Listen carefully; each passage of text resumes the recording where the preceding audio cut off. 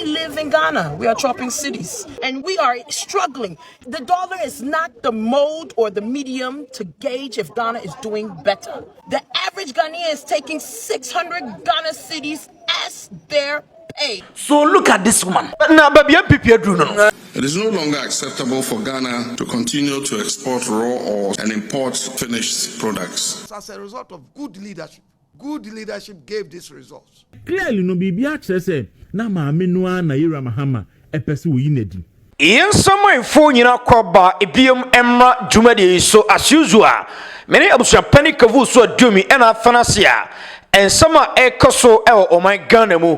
Yadini nyina ebre ayefo ene ochino ya biebie nsem na ya dimu nkomo president His Excellency John Dramani Mahama mampani akodin nkomo se ye raw materials a ye tunu o my Ghana mu no ye be process ansa na ye be kwakoton na dwaman so a ya kwakoton ense no beto dwa no Ghana fo edin nkomo Ghana fo kasa Ghana fo se His Excellency John Dramani Mahama this time mampani bodjuma papa ba quick one yebe borom na fe no information bi edi akire babia no yede ni nyina go ede ama ahefo eno chi no PBC is back after set nana do Kufuado ene na ban within 2016 edebesi 2025 woma dwuma no ekwa chew no se ameno kase woma resume waka womo esan etokoko ba kwekwa ne be boro na fe no he nkomo a efi ho eba NPP amanyo kono su gusua ekasa after set Chief Justice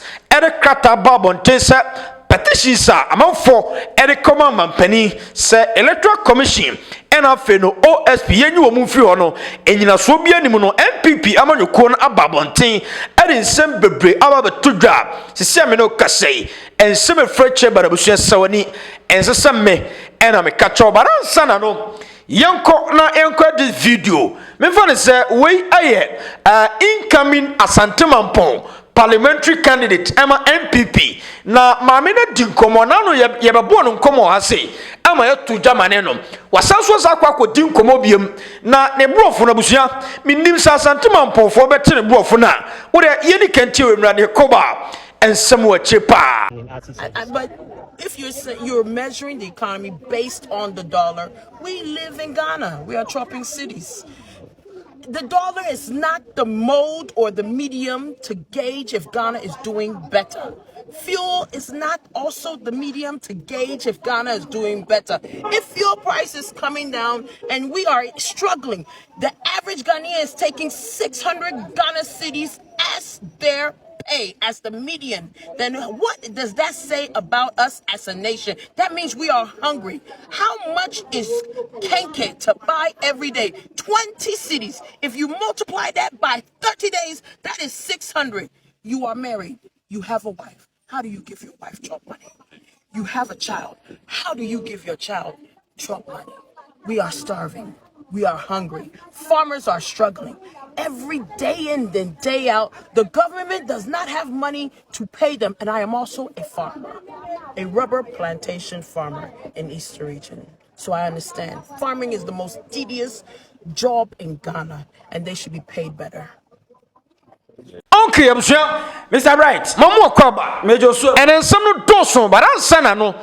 Incoming Asantemampong parliamentary candidate Emma NPP wakasa watuja ama His Excellency John Dramani Mahama enena ban na brofo no kan no abusua mantehe ana utibibi wa mama sere usi in what incoming Asantemampong MP o manin so a misro wako parliament o misro e wom se Asantemampong eniema enkoyie mu om sa they can only boost off a traffic light am pretwum koye ne ba ma wono akoye de ma yem se foku ase ase ho ahwan o hima bi wono ma okola ncheye ensu a wo monnom no NPP aye wo mo ankasa bonfire property a wo mato abade mo 1992 to date njom ma ne koye they don't have any good thing there to boost off but say wo mo beto abade mama mi we di I don't think say was able to da sebere na ni kronum ne man ni mu no emfa obibeka su o maame no so make point pa point be no make was a Ghana ni edge ana manti was a Ghana ni edge 600 cities I kenke 20 cities na minimba bi okoto sa kenke 20 cities no eye nenko na Ghana ni sha ase age 600 ana Maybe so. See a bread. Yeah, and Quanagan since Anagana 4600 no way. And I mean, Cassa 600 Akatia as will be your work our Ghana Hano a year. But I can confidently tell you, sir, I bet my Nibian wage 600. So, see, I cannot bind the abed my Nibian wage 600. I set person people like Ono. Our individual will be on company, a woman puni pecum nipano. And woman just unquas Yakatiano de Mancro. Na I brofro kind utibiana.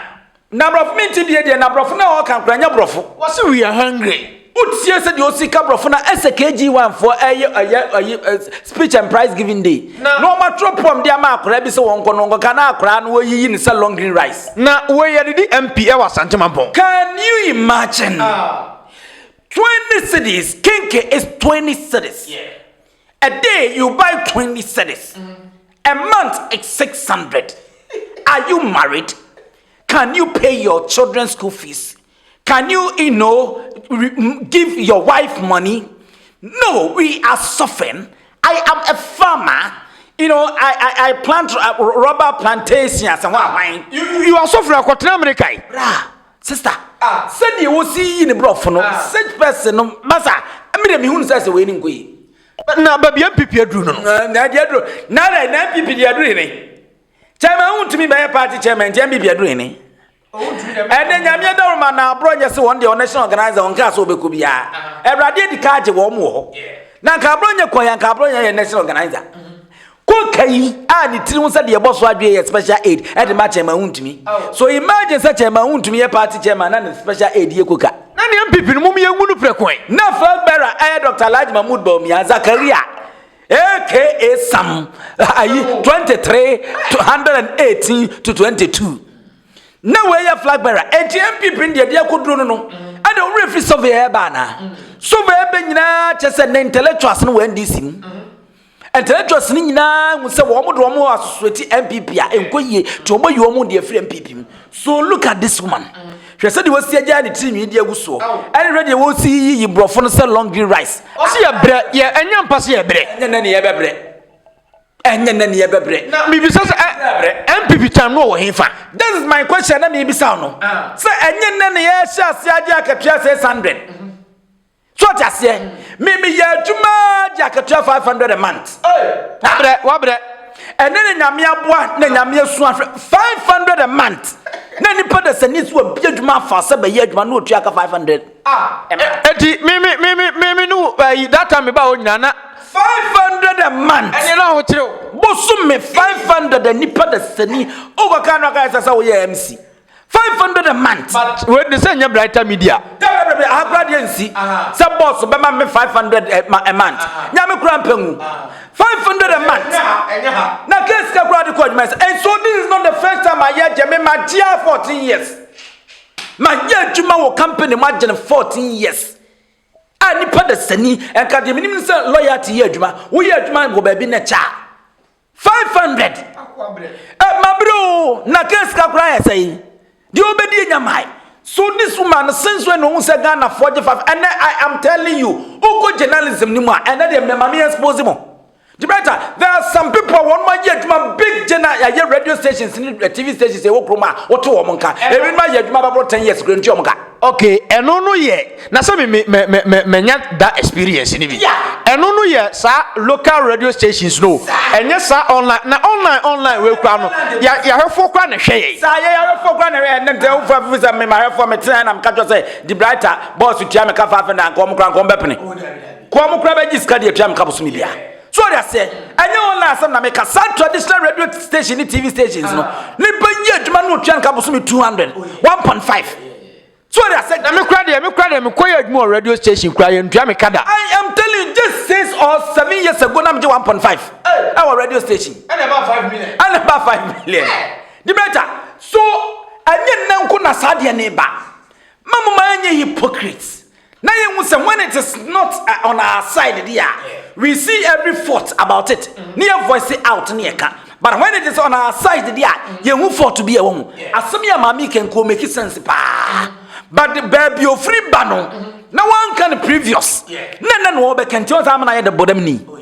It is a nya. maame waban na wosoaka wachina enye nanyi waban na wosona ba mofro bi na aba na woka ne nyina ne atese ma but for now there this man won pe baby no ntena me se assembly man kro mo nto aba ma no mampon da wei na wasambri man ni a na yenko assembly ne yenko pre bibim da na mo no kwa mempam me se ya kama mpon no kra wonte so o se ye bre so ono so bre enti won ko America de obi kura pe visa kwa America wo enti wo de ko obi mre America yi wo bra nyame ye wadoma wakatua de eja ye de maw enti sa ma be bra America anya hwe wo ye adwuma do hwe ba ko bia benya bibi kakra but ha be 24 hours nyina te sa America ne ya wo ye adwuma do hwe ba ko na katua enukurenu enti won ko tana America ne yes ne yentana ya ha na onya sa ne brofo na oyi na me metin sikase na mba bi tutume but me dear my problem is NPP for an access still na omu party no omo sede so mbe so omu party to destroy it no mo destroy no enya wasem a enei eno maka fe na wo madwasa abom ye kan ya se ade amu ye ne nye obi enti wo mo na be so omugu no eno omugu no to allow them to destroy their party maka say in any democratic state we need at least 2 strong political parties abaako wo so na baako make sure say the other one na wo bu aban no eye ne emeye but se mo begu na mungu no ebia ne nyankopon abo ya ne nya party fufuro bia won de obetimi atoto ne ma de amaye na wei koye wo ampia can you imagine na mo de santima mponfo mo nya mfumso na mo nkoto abanyi candidate obo ho de umpo wo mo de sabe ade ya to nche ekura ko jan beto aba de NPP enu ntimen sam sam mu koyi a mo nyi nipa nya nimpan quick one yenkotie sama mampani John Dramani Mahama ede atudwa na mampani ai ne second kami na nia bre papa quick one mampani edi nkomayen komre koba ebechem. It is no longer acceptable for Ghana to continue to export raw ores and import finished products. We must aim to eliminate raw ore exports within the next 5 years.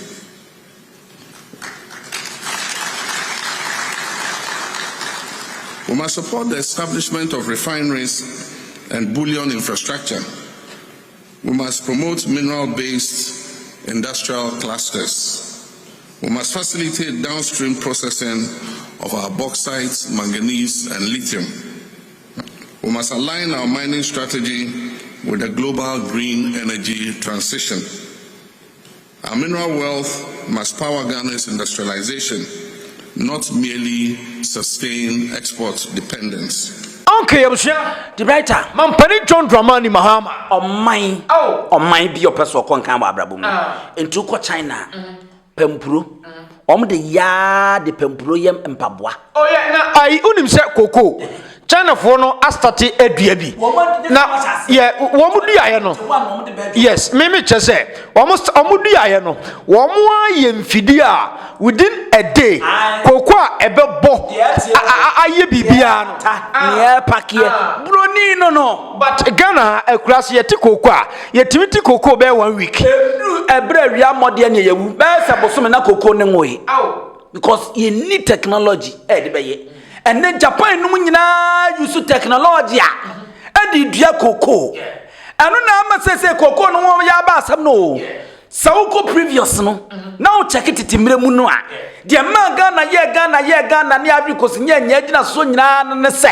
amaye dua koko no so Ghana ne Africa ne de ko ye buru ne ato but ne market no the brighter opportunity ni doso se Ghana wo de no ante so amana anto a wo to Brazil de amafo de ko o to Peru de China de nie Japan de nie Ecuador de nie enti who is Ghana wo bayiri wo koko so de ase enti jem ni anto so afo ade ko na fa ko yo chocolate wo no ni nyina ka wo na akwa ko wie sa no efri say ebre ku animu no na ne mesesa the better ebe kakra sa microphone ehu nya se wo se use bim because technology na ba ane meko yetuwe microphone kura microphone si ba bi kura wo hu so betimi dia ye adwuma so ati ase enti ane meko na so sesa ho eno na mehwe se mampanyi tade wakan wo mo de be ye adwuma the better yetu gold baumia no afa oil no gold no atama bo ne de agu botom no the gold na for lu pre the kobro ni krom Arab ni se wonyi bo no ma ye fam obi ni won ma sabe onim dwade hu nyansa obetu sa na moida o man pia ni wo this amanya wo munim dwade hu nyansa tie ni ye pa and obetu sa na mo no you should not take your raw materials now the bro ni ji raw materials na no mama daden no sa dia bro no trouble unim say efam yi enu amu ne nya petrol enu amu ne nya diesel enu amu ne nya coal ene ne ma aka wo enti wutu bo no sa na wo de koye no sa ne ma wo nyina na koka bro ni ho but ye bo mo ne daden mu Ghana hanuma ya yi ya fam ho eye petrol ya yi ya diesel ya yi coal ane ne ma ka wo bia be ye dia afei bro ni pa wo ba no ba beto di brighter ade na fe de ba yo pe bia na ade je no afei de ye se yemfa bo ne sa nkoma broni wo no krom no mfa me ye fam mo ko wi ache sika na bodichi adwane ko ane koko no di brighter ani bia ba Ghana frito koko nya ne siasi factory kakakra ka besim ye no western region ho na koko dodo na free ba ane de dada koko anie chocolate nie milo nie de di ye di brighter enkenche wo mayi na so da powerful some ani brainwashed entino so de besi cocoa factory no ye free bibi brainwash aprofuna wuru ya dwemwa the religion dada ya nia I'm not saying say nyankopon ni wo abeka say nyame ni obi na ya jimifo nyame wo ho ba nyankopon na wo no nhwesa ne manyimi saa but then and so de unu ya mampani John Dramani Mahama enya no se otimi de ya adwuma na eba sa yankasa ye raw materials no ye timi process no my Ghana ansa na yakoton a ene ebeka te mampani se nko nto aso because na ni so ade hunu no so that is the issue but we can no akwhwe wachi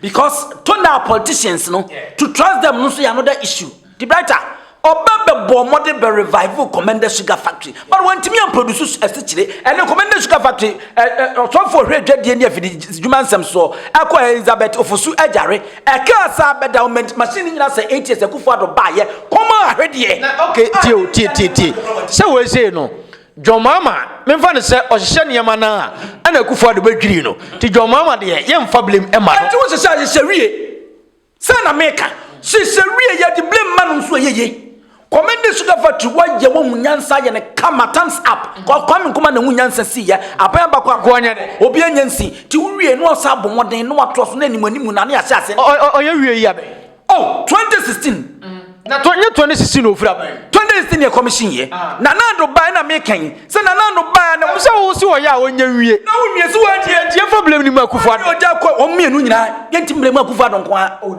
etie ne dabi tie obi anya ni so ade hunu aye sa ade no na oye wie na no ye tu na fraban mu de obeteki over na anya ni ya ade ne de sobo okobo de ohun nyansan ye ebi ni aferi hospital nya nyansa sisi ho sewa hospital nya nyansa kuma wuno afari so oye ya na safari oye ya no Ghana foto abatia and wunim said the part now ya alternative na asane ma nkoye na Ghana fo bufu a o meto aba ma no no nwene Ghana fo ho saa enti wudum se so ma papa wie pra kuma ye wuja okọ a wonu ba o mo nye ana ne commander asa beda ne ka yes yes adi sika ko chema nsane aye enti de wo kan eye good na se Jomama akra wa ya de within 4 years and what 3 years anya ma we ya obi nka so nya de but I'm saying say because of say ye nim ne John Dramani Mahama ne track record no ma o ma ye nya ho ama wo bi mese no onwie na de fine se company factory no obesi de beda akoko nanima mesre no ene ye de ba bia sika ne hye bia no onfa abusua amamuo no de mensumu no se eye ntoaso adwuma memfa ne se ye wo enema bi ho a untimi fiti prekope enya no within 1 year untimi fiti prekope enya no within 4 years because enema no doso o ye rose o ye se economy ni be ye o ye infrastructure o sisi schools enema bi ho a 4 years ni nuru na unya nwie ye enti ye de blame ni man say on force nya no wi a du ba bia na what you say meti wasi de brata da de me kan so ntemase me see the alternative na wo ye adwuma na bia se ne ma anko ye Ghana foto abetia wa wono aba no ba wo meto aso na Ghana fo so wo ye mienu aba wo meto aso enti wo bomoden na wo hyase abomoden na papa no wawie no atonse afiri ho enya o mani wo dwe say ayi e friends aba o mienya kwanya no aba wo beba aba ye onye se ba omiano ma a good idea, good decision, but to some politician be executing no and only asem. Mahama de mjinidi. What kind of your animal? Because o man bia be ye no man bia be kon kan tin na China nom Asian countries nom ne ade no bibio that two pick as ben besia bakra Ghana gise kwakra de enim ya ne bidi a ya hye bidi no so kra koto eja wo enti mesre no eye good decision a ebeboa ama the industry no and o mine economy no bibia ye kama enti mesre no fa ne adi nhyem na nyankopon so nto nhyira nsuo mu so ma no na onye adwuma no hyase no ye ne ya ndc beto aso Sa story we na ehye but mame ntwemra ni mu ansa na yakonsem bi so ansa I PBC womo company a me fa ne se womo to koko to niema na na do dan kwakufu ado time within 8 years akufu ado time akufu ado ba no obegu no wo de tu akufu ado be gu no memo atie ye ni nkomo ya na tesa atwe sa story ya ba abusua PBC asan resume biemu a eba ba to koko erisa wo koko a PBC fako won meto se CI but then opening case na di nkomo a expose NPP aban quick one yenko temre cover beto aso. PBC from the beginning had not been shrouded with debts. PBC one time had been the number one LBC in Ghana and had been number one on the Ghana Club 100.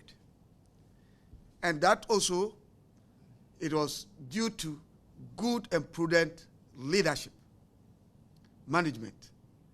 And management, not only the executive management, but the policy think tanks. That's the leadership of the country at that time made sure that they supervise the executive management to deliver that. Obviously, I just want to make a scenario. From 2012 to 2016, PBC had a market share of 30.8%. This shows how vibrant PBC was in terms of profitability. And it was not as a result of any fault. It was as a result of good leadership. Good leadership gave these results. And had timely audited accounts showing the public the level of confidence they should have in PBC. Let's look at 2016 down the line 2024. What has been the story of PBC? PBC today cannot even boast of a single market share. We don't have any market share. That means PBC is on its knees. PBC today cannot show audited accounts. Until we came, we struggled to make sure that we had audited accounts from 2022 to date. And this shows the level of leadership from 2016 to 2024. And this shows the political will for state-owned enterprises. 2012 to 2016 was good leadership, and that made PBC profitable. And it was evident with a market share of 30.8, with good audited accounts, which are verifiable. 2016 to 2024, bad leadership by the NPP administration. And that has brought PBC to a comatose level without audited accounts and no market share. These are the realities. So we want it to be clear. In an attempt to set the record straight, we don't make open blanket statements. If a company will strive well, it depends on leadership. It depends on the management. And if a company is going to do worse, it depends on the same leadership and management. So the two scenarios are set for you. You could see that under the SY NDC regime, PBC was doing very well, and it's evident. And when NPP took over, PBC had gone down, and it's also evident. So if we want to help the system, we want to help Ghanaians, at least we those who feel we know much, we the intellectuals talking to these matters, we should not assume a sycophantic position. Let's mention the names so that people in power today, people in leadership today will be guarded. BBC na obibeka sedi adwuma kwa no mo ye chemchem ansa na ya to aso. BBC a ye kan no omo establish in 1981. Omo ye de omo adwuma ne se wo mo to koko wo mai mu enti koko edwa ye die nyina no esi wo mo na so sa obekan na ko we baka John Mahama mpo ade ye campaign Satam na adwumayefo na wo PBC na ko 8 to 9 months a omo salary kra ne ntua mfama wo mo enu ntina ama wo mo adwuma no akwa achew ene ade ana John Dramani Mahama kasa de fa ho so we PBC a ye kan ya de brighter aniema sase seye wo koko sector ho a enei aba bewie rande abeso bewie John Dramani Mahama so no ububu ani na kan na ko chi a na ekufu ado penso ene hyase eseye ene o mantimi antoto niema na niema ekwa achew edi besi nne ya NDC baye na mse NDC mfomso a wo mo ye ne se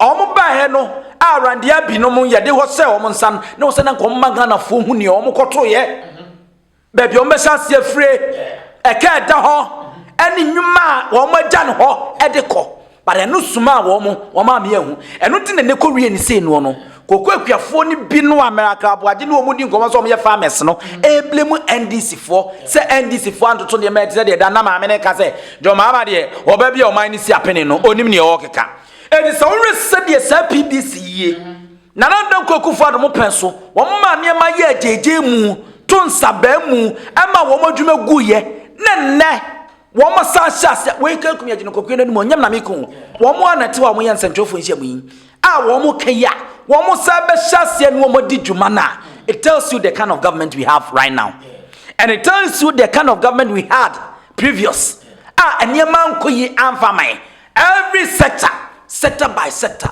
wo mo bo modern so mbo mo no ma se niema go back and watch Kevin Taylor.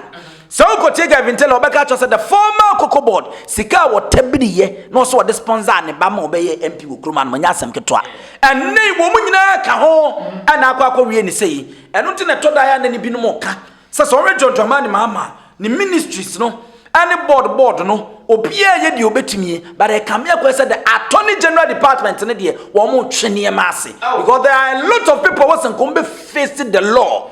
Ne di wo mu tina mrani muo na mrani bubo wo mo kwada wo mu bine ho but that's a Dominica Kutinga nyini and na so no they are lacking behind because for them I am telling you but sir a case no court case no for but them no na enshira nye metu ase but go to ana ofiti ya no wakwachi wo na do makoko Dabi who's the politicians no they me so me hu ni say kuro no no omahubo ene omahu say I want to the next government ba e be prosecute the omo okwan bi o mfa so wies ka yankiete baby but the oral no ma yenya gidie and so beka ya odom level dia wa granting interviews awodo evidence omo dia kogu still as you bia ne na mo ma wo ku freely no enwanwa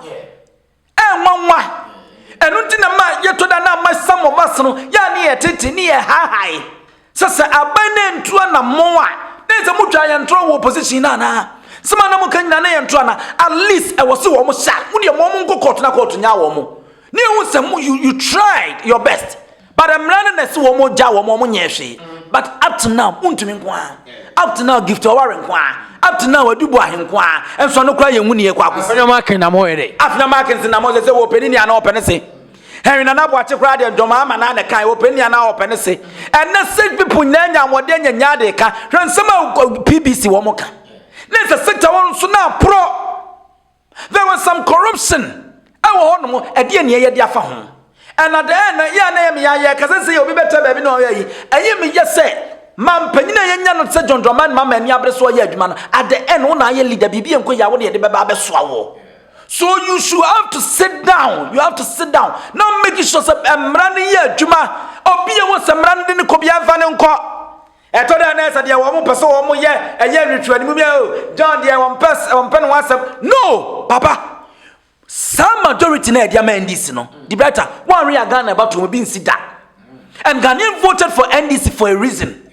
Because of the kind of correct Brian Kankan your main face here, a command na don't for the Mujar word primo. That is why ya Ghana for the Bufusoni Mikatente Kotuaba, Emonia to tell majority of our parliament. So you have to utilize it. Also, the baby Magan and Nino Kotuaba the Mawons, indeed, Minya be the frimu. But it's one year the next election, but I'm saying, and for Sobia Granny to tell the at the 37 year, Mampem Bebinta, and no some of us in Yabreno. I am telling you, say NPP and another Kokufa Ninya to tell the Ankadoma and Komka and Sajiri and Oba. I'm telling you, na omanya kraso omo trash and comedy and then to Mukram and Commodore Corporate Aqua transgender. Come to Mamoba. Even as former president airport na ko dey see yet me hijacking. The last time I'm here, no more casa, your mama, son, John, education. You found you buy it. Ah, no, to me, you bet me, I don't know about Friday. I am telling you, sarcastic. And common the number called Bruchin, no more transgender, I know about no about the Prem and Penny will have him. Quick one, they have every power. Okay. So, Bama, your mama, you're back. But then, no, and this is for mom, I should be the fee. And you want to me. A banner for Fumwa, Mutimu Yamo, Chin and Commetchen. Che. Nacheba na nyache ya yo oba ni ate woni nyina nyache. Quick one abusia yenko tiem komo atodwa after Chief Justice Edebe tudwa se I petition man for the buy say yenyi electoral commission abusia kra be kan bi wo se nyina so bi anim ye mo nto aso nyom adwuma Chief Justice electoral commission and afi no OSP abusia yentiem komo MPP for ni dini ekoba information bi sheche enti se eba na se ne de Jimensa de ya ni sei na gatuto nu de ya ni sei ya then clearly no bibia kire se na maame no na Ayeka Mahama epese wo yinadi na NDC for supporters eno mobu afuo na omani abre se Ayeka Mahama adada wo mo because okan esi din ketia kan fifi kwete kan se omo ba ombo beyi Jimensa edi enu nti na ya hoho a MNDC for say omodi petition bekwa koma John Mahama say onye na onyi Jimensa di fama homo na ene Jimensa na yeso ebon yeri no ene de Jimensa yese ne ho son onkonkodi NDC for no tiase amu se enyiye ena me say mo ma ne hamo we settings yenim Ayeka Mahama chese opekwan a manipulate the special prosecutor office no opekwan no manipulate the electoral commission na see ye wadi na mama ya wadi a send ye wo de meka ana onsa hyemenum because mama hu say udi agro kakra bi a metro shegi enti no ye wadi me na me se me ye wadi enti sa na tie de a ende no be yi. In fact, in the case of the special prosecutor crowd Mahama obliterated the act section 15 of Act 959 obliterated because abria petition no ekoye no Ayeka Mahama eba abonten ebe kan say sa office no de and say kra ye good office no import to the ye pam OSP no to the sense ebe kan say ye good office no enti no tisia no ode omonsa ko hyehye nanum enti aban de sentence aban Endra na oba vi se killnet aban wonchendi aban fragadam aban na 419 enso aban kiyamsia the writer enwonwo me re ho da are ka sasem we na asi no nyambisa mo se me kura me nko school no what is prima facie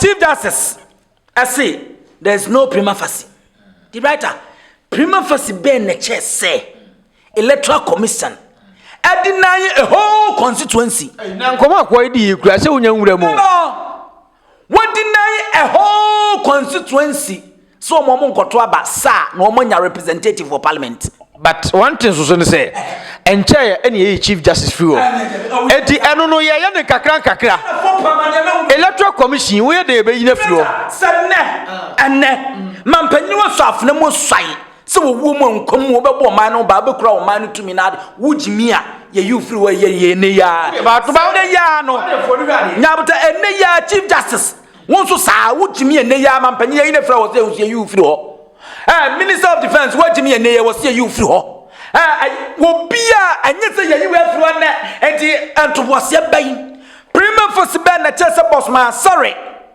Actually, to the Facebook say NDC a threat to Ghana. The brighter. Prima first bay.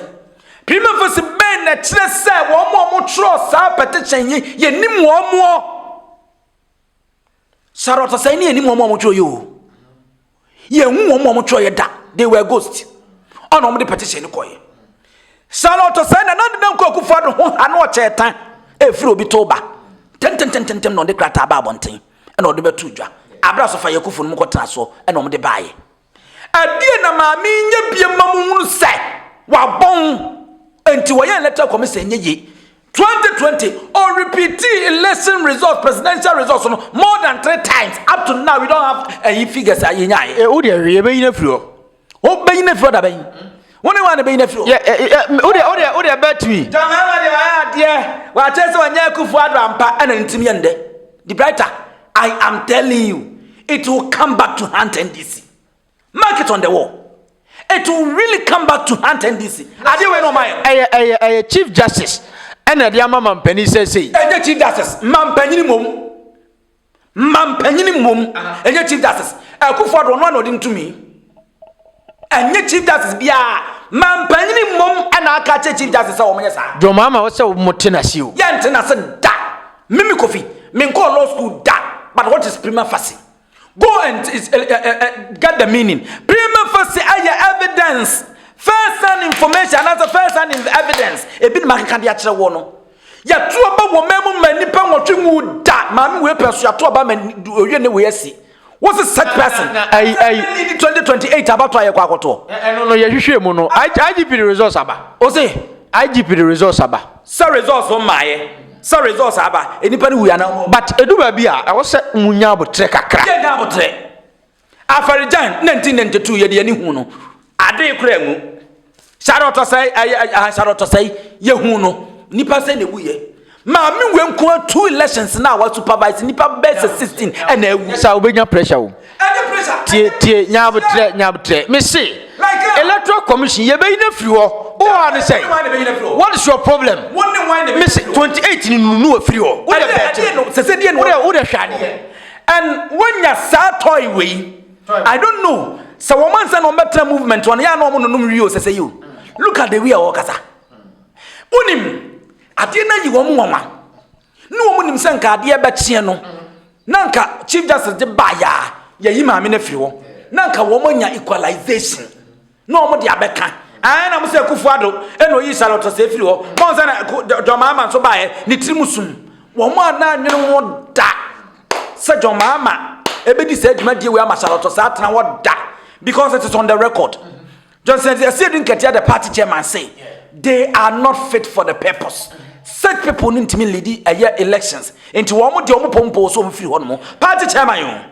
And John Mahama mo campaign no idea no everything shows say this woman will never even last just a day. And until no about results we say it is finished. Say na mo ntia say no party no. Eti Charlotte say na mu ankasa Jemensa na mu ankasa sebe no. And na wato ne ho bedwiri no. Sadi we ba bonten because no man you ready a woman prepare handing over note and come beko. Enti wo mo bedrum wonya toy we.